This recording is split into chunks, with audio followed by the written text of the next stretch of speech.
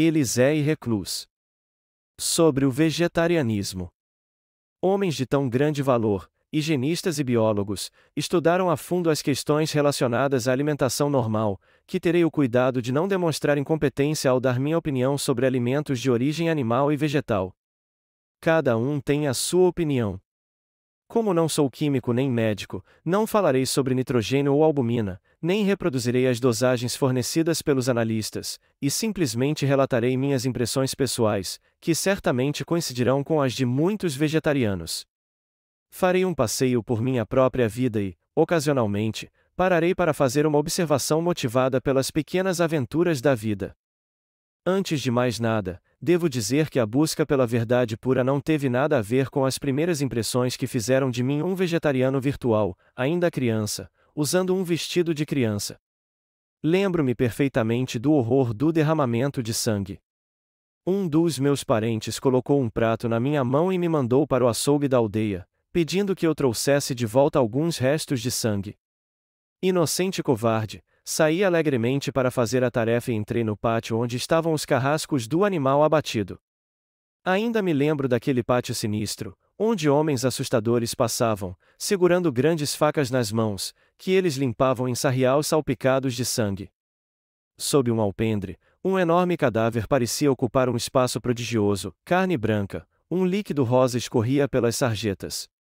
E eu, trêmulo e mudo, fiquei naquele pátio ensanguentado, incapaz de avançar, apavorado demais para fugir.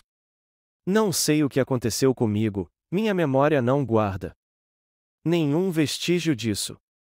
Parece que ouvi dizer que desmaiei e que o compassivo açougueiro me levou de volta para a casa da família, que eu não pesava mais do que um dos cordeiros que ele abatia todas as manhãs. Outras imagens escurecem meus anos de infância e, como a do açougue, marcam outras tantas datas em minha história. Um deles sangra lentamente o animal para que o sangue escorra gota a gota, porque é essencial, ao que parece, para a preparação adequada das linguiças de sangue, que a vítima tenha sofrido muito. Ela grita continuamente, intercalando queixas infantis e gritos desesperados, quase humanos, parece uma criança, e o porco doméstico não era a criança da casa por um ano, alimentado à força para engordar e respondendo com afeição genuína a todo o cuidado que só tinha a intenção de lhe dar uma grossa camada de banha. E quando o coração responde ao coração, quando a dona de casa, encarregada de cuidar do porco, se afeiçoa a seu pupilo e o acaricia, o elogia e conversa com ele, não parece ridículo, como se fosse absurdo, quase desonroso, amar um animal que nos ama. Uma das minhas impressões mais fortes da infância é a de ter testemunhado um desses dramas rurais. O massacre de um porco, realizado por toda uma população em insurreição contra uma boa velhinha, minha tia-avó, que não consentiu com o assassinato de seu amigo gordo. A multidão do vilarejo havia forçado a entrada no chiqueiro, eles estavam levando o animal à força para o matadouro rústico, onde a máquina de abate estava esperando, enquanto a infeliz senhora, caída em uma escada, chorava em silêncio. Fiquei ao lado dela e observei o choro, sem saber se me solidarizava com sua dor ou se me juntava à multidão, acreditando que o abate do porco era justo, legítimo, ditado pelo bom senso e pelo destino. Cada um de nós, especialmente aqueles que viveram em um ambiente de classe trabalhadora, longe das cidades banais e uniformes onde tudo é metodicamente classificado e escondido, já testemunhou um desses atos bárbaros cometidos pelo carnívoro contra os animais que ele come. Não é preciso ir a uma porcopolis na América do Norte ou a um saladeiro em La Plata para contemplar o horror dos massacres que são a condição primária de nossa alimentação habitual. Mas essas impressões se desvanecem com o tempo e dão lugar a essa fatal educação cotidiana que consiste em reduzir o indivíduo à média, despojando-o de tudo que o torna um ser original, uma pessoa. Pais, educadores, tanto oficiais quanto voluntários, médicos, sem mencionar a equipe toda poderosa conhecida como a todo mundo, todos trabalham juntos para endurecer o caráter da criança em relação a essa carne no chão, que, no entanto, ama como nós, sente como nós e também pode progredir sob nossa influência, a menos que regrida conosco. Pois é precisamente uma das consequências mais infelizes de nossos hábitos carnívoros o fato de que as espécies de animais sacrificadas ao apetite do homem têm se tornado sistemática e metodicamente mais feias, diminuídas em inteligência e valor moral. O próprio nome do animal no qual o javali foi transformado se tornou o mais grosseiro dos insultos. A massa de carne que vimos chafurdando nas poças fétidas é tão feia de se ver que evitamos de bom grado qualquer analogia de nome entre o animal e os pratos que preparamos com ele. Que diferença na forma e na aparência entre o muflão que salta sobre as rochas da montanha e a ovelha que, agora desprovida de qualquer iniciativa individual, é simplesmente carne estupefata entregue ao medo, não ousando mais se afastar do rebanho, atirando-se nos dentes do cão que a persegue. A mesma degradação se abateu sobre o boi, que agora vemos se movendo dolorosamente pelos prados, transformado pelos criadores em uma enorme massa ambulante com formas geométricas, como se tivesse sido projetada antecipadamente para a faca do açougueiro. E é para produzir esses monstros que aplicamos a expressão à criação. É assim que os humanos cumprem sua missão de educadores de seus irmãos, os animais. Afinal de contas, não é assim que tratamos toda a natureza? Solte um bando de engenheiros em um vale encantador, cercado de prados e árvores, às margens de um belo rio, e logo verá o que eles fizeram com ele. Eles terão tomado muito cuidado para tornar seu próprio trabalho o mais óbvio possível e para esconder a natureza sob seus montes de entulho e carvão, assim como terão orgulho de ver a fumaça de suas locomotivas cruzando o céu em uma rede confusa de listras amareladas ou pretas. É verdade que esses mesmos engenheiros também afirmam ocasionalmente embelezar a natureza. Quando os artistas belgas protestaram recentemente contra a devastação da paisagem ao longo do rio Mosa, o ministro foi rápido em dizer que eles ficariam felizes com ele de agora em diante. Ele prometeu construir todas as novas fábricas com torres góticas. Da mesma forma, os açougueiros exibem cadáveres esquartejados e carnes ensanguentadas diante dos olhos do público, bem na beira das ruas mais movimentadas, ao lado de lojas floridas e perfumadas. Eles até têm a audácia de decorar a carne pendurada com rosas, e a estética é salva. Ficamos surpresos ao ler nos jornais que todas as atrocidades da guerra chinesa não são um sonho ruim, mas uma realidade lamentável. Como é possível que homens que tiveram a sorte de ser acariciados por suas mães e de ouvir nas escolas as palavras de justiça e bondade, como é possível que essas bestas com rostos humanos tenham prazer em amarrar homens chineses uns aos outros pelas roupas e pelas caudas e jogá-los em um rio? Como é possível que eles acabem com os feridos e façam os prisioneiros cavar suas sepulturas antes de atirar neles? E quem são esses terríveis assassinos? São pessoas que se parecem conosco, que estudam e leem como nós, que têm irmãos, amigos, esposas ou noivas, e, mais cedo ou mais tarde, vamos encontrá-los, apertar suas mãos sem encontrar um traço de derramamento de sangue. Mas não há uma relação direta de causa e efeito entre a alimentação desses carrascos que se dizem civilizadores e seus atos ferozes? Eles também se acostumaram a glorificar a carne sangrenta como fonte de saúde, força e inteligência. Eles também entram em açougue sem repugnância, onde se desliza no pavimento avermelhado e se respira o cheiro insípido e doce do sangue. Existe realmente tanta diferença entre o cadáver de um boi e o de um homem? Os membros cortados e as entranhas entrelaçadas dos dois são muito parecidos. A matança do primeiro torna mais fácil matar o segundo, especialmente quando a ordem do chefe soa e as palavras do mestre coroado podem ser ouvidas de longe, e seja impiedoso. Há um provérbio francês que diz que a todo caso ruim é negável. Mas na China, os russos, os franceses, os ingleses e os alemães não se escondem mais modestamente uns dos outros. Testemunhas oculares e os próprios autores nos informaram em todos os idiomas, alguns com cinismo, outros com relutância. A verdade não pode mais ser negada, mas uma nova moralidade teve de ser criada para explicá-la. Essa moral é que existem dois direitos humanos, um que se aplica às pessoas amarelas e outro que é privilégio das pessoas brancas. Assassinar e torturar os primeiros agora parece permissível, enquanto seria errado fazer o mesmo com os segundos. Mas a moralidade não é igualmente elástica quando se trata de animais? Ao fazer com que os cães de caça destruam a raposa, o cavaleiro aprende a atirar com seus fuzis nos chineses em fuga. As duas caçadas são o mesmo esporte, no entanto, quando a vítima é um homem, a emoção e o prazer são provavelmente mais intensos.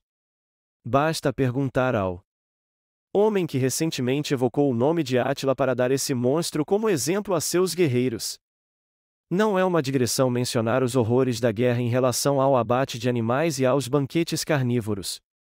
A maneira como as pessoas comem corresponde a seus hábitos. Sangue gera sangue. A esse respeito, todos podem consultar suas memórias sobre os homens que conheceram, e nenhuma dúvida permanecerá em suas mentes sobre o contraste que, de modo geral, os vegetarianos apresentam com os grandes comedores de carne, os gananciosos bebedores de sangue, em termos de amabilidade de maneiras, gentileza de caráter, igualdade de vida.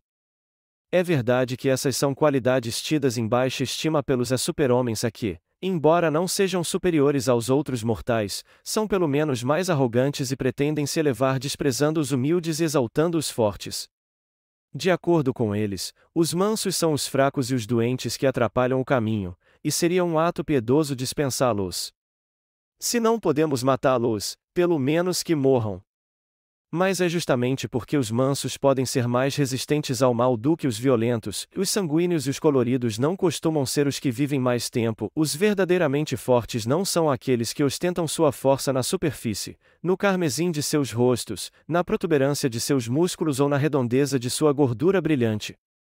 Além disso, a estatística logo poderá nos dar informações positivas a esse respeito. Ela já teria feito isso se tantas pessoas interessadas não estivessem ocupadas agrupando números verdadeiros ou falsos na batalha para defender suas respectivas teorias. Seja como for, diremos simplesmente que, para a grande maioria dos vegetarianos, a questão não é se seus bíceps e tríceps são mais fortes do que os dos carnívoros, ou mesmo se seu organismo oferece maior resistência contra os choques da vida e as chances de morte, o que é realmente muito importante, para eles. Trata-se de reconhecer a solidariedade de afeto e bondade que liga o homem aos animais, trata-se de estender aos nossos irmãos ditos inferiores o sentimento que já pôs fim ao canibalismo na espécie humana. As razões que os antropófagos podiam invocar contra o abandono da carne humana como parte da dieta habitual tinham o mesmo valor daquelas usadas hoje pelos simples carnívoros. Os argumentos que foram apresentados contra o costume monstruoso são precisamente aqueles que invocamos hoje: o cavalo e o boi, o coelho selvagem e o acoelho da sarjeta, o veado e a lebre nos servem melhor como amigos do que como carne. Queremos mantê-los como companheiros de trabalho respeitados ou como simples parceiros na alegria de viver e amar. Mas, dizem-nos, se você se abstiver de carne animal, outros carnívoros, humanos ou animais, os comerão em seu lugar, ou então a fome e os elementos se encarregarão de destruí-los. Sem dúvida, o equilíbrio das espécies será mantido como antes, de acordo com as chances de vida e a interação dos apetites, mas, pelo menos no conflito de raças, caberá a outros serem os destruidores. Administraremos a parte da terra que nos pertence, tornando-a o mais agradável possível, não apenas para nós, mas também para os animais ao nosso redor. Levaremos a sério o papel de educador que o homem atribui a si mesmo desde os tempos pré-históricos. Nossa parcela de responsabilidade pelas transformações na ordem universal não se estende além de nós mesmos e de nosso ambiente imediato. Se fizermos pouco, pelo menos esse pouco será nosso trabalho. É certo que, se tivéssemos a ideia quimérica de levar a prática da teoria às suas últimas e lógicas consequências, sem nos preocuparmos com considerações de outra natureza, cairíamos no puro absurdo. Nesse aspecto, o princípio do vegetarianismo não é diferente de qualquer outro princípio, que ele deve se acomodar às condições comuns da vida.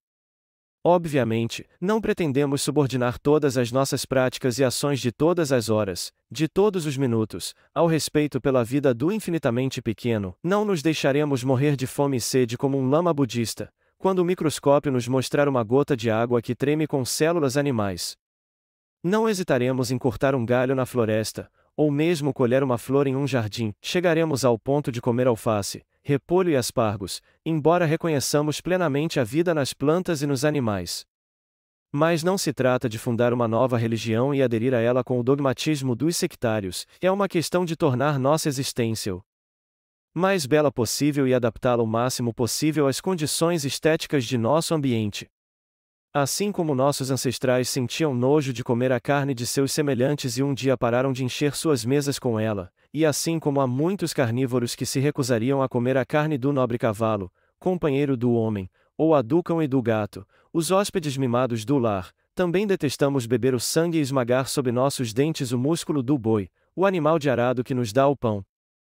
Ansiamos pelo momento em que não ouviremos mais o balido das ovelhas, o mugido das vacas, o grunhido e os gritos estridentes dos porcos sendo levados ao matadouro. Ansiamos pelo momento em que não correremos mais, para encurtar o minuto hediondo, passando por um local de matança com riachos de sangue, fileiras de presas afiadas das quais pendem cadáveres, cajados manchados de sangue e armados com facas horrendas. Queremos finalmente viver em uma cidade onde não corremos mais o risco de ver açougues cheios de cadáveres ao lado de lojas de seda ou de joias, em frente a farmácias ou bancas de frutas perfumadas, ou belas livrarias adornadas com gravuras, estatuetas e obras de arte. Queremos que nosso ambiente seja agradável aos olhos e esteja em sintonia com a beleza. E como os fisiologistas, e melhor ainda, nossa experiência pessoal nos dizem que esse alimento vil de carne esquartejada não é necessário para sustentar nossa existência, descartaremos todos esses alimentos horríveis que nossos ancestrais apreciavam e que a maioria de nossos contemporâneos ainda aprecia. Esperamos que, em breve, eles tenham pelo menos a cortesia de esconder seus alimentos. Os matadouros já foram relegados aos subúrbios remotos, que os açougues sigam o exemplo, amontoando-se como estábulos em cantos obscuros. A feiura também é a razão pela qual abominamos a vivissecção e todos os experimentos perigosos, exceto quando são heroicamente praticados pelo cientista em sua própria pessoa. É também pelo fato de o trabalho ser feio que o naturalista que cutuca borboletas vivas em sua caixa, que destrói o formigueiro inteiro para contar formigas, nos inspira repulsa. Afastamo-nos com repugnância do engenheiro que desfigura a natureza prendendo uma cachoeira em seus canos de ferro fundido, e do lenhador californiano que corta uma árvore de 4.000 anos de idade e 100 metros de altura para mostrar as histórias em feiras ou exposições. A feiura nas pessoas, nas ações, na vida, na natureza ao redor, esse é o inimigo por excelência. Vamos nos tornar belos e deixar que nossa vida seja bela.